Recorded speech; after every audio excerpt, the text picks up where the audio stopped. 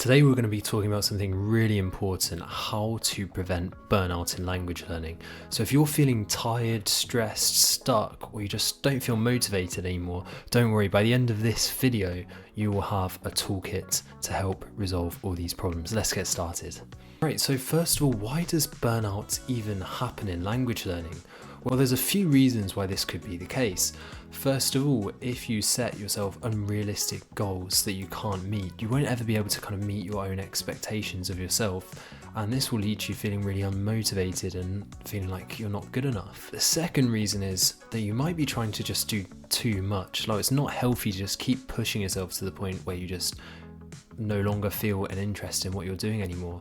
So this could easily be done if you're just trying to spend hours and hours and hours and hours learning the language and trying to do too much at once for what you're capable of doing. And finally, it may be a case of you're not feeling like you're making as much progress as you should be. And this could be because of the methods you're using, and it could also be because of the other two reasons that we've mentioned, that you're trying to push yourself too hard so you're not making any progress, or your expectations were wrong or too high in the first place. So basically, to sum this up, we have too high expectations of ourselves, we failed to meet them for whatever reason, and that leads us to us feeling really unmotivated and down about the whole language learning process, which isn't the way it should be.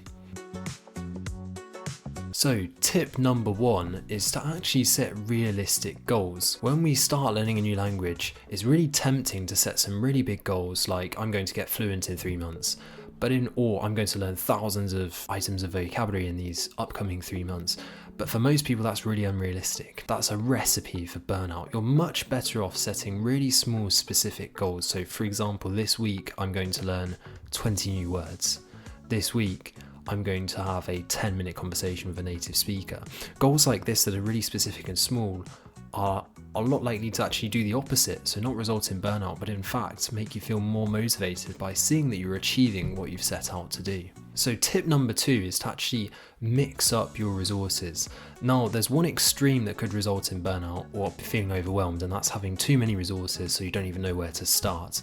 But at the same time, if you're just using one single resource constantly, so for example, you're watching a TV show and you're really struggling to understand it and you just keep at it for ages, that could lead to burnout because you're not feeling motivated because of it. So in this case, it could be a good idea to kind of switch up what you're doing and have a look at if there are any other resources to try and help you with that. So keeping things fresh will hopefully make your learning feel more enjoyable. So tip number three is actually to take breaks and not be too hard on yourself. Now, this might sound really simple and what everyone should be doing, right? Like we should be taking breaks. We all know this, but in reality, it can be really difficult. It can be one of those things where if you push yourself non-stop, you kind of get into this vicious cycle where you feel that if you're not doing something, if you're resting, that's wrong, that you should be always making use of all your time to learn the language.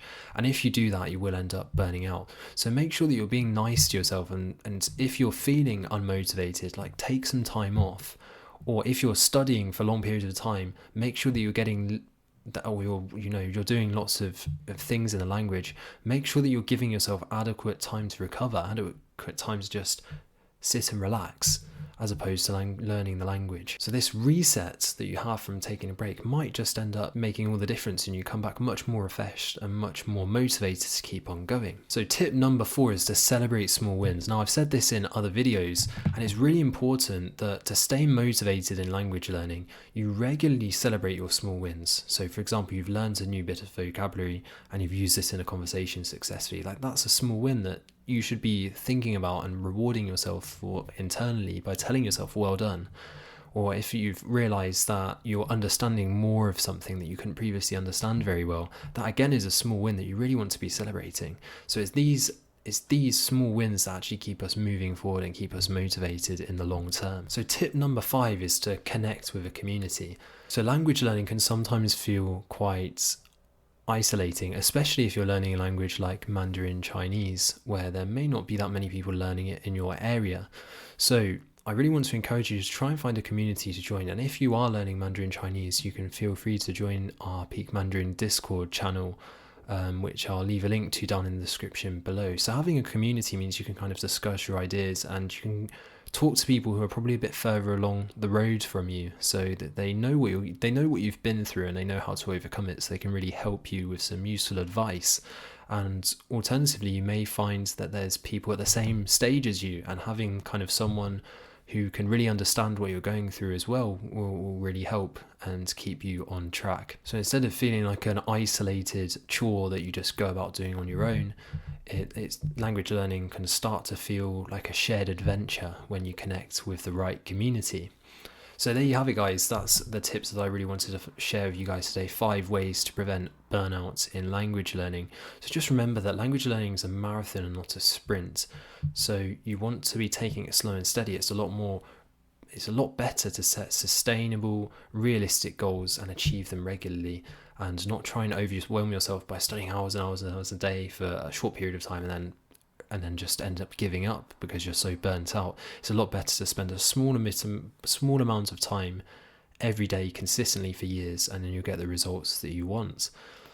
So if that video has been helpful for you today, please leave me a comment below telling me what you think about burnout and what things have helped you to prevent burnout. And also don't forget to like and subscribe to this channel so you don't miss any new videos, and open that notification bell too.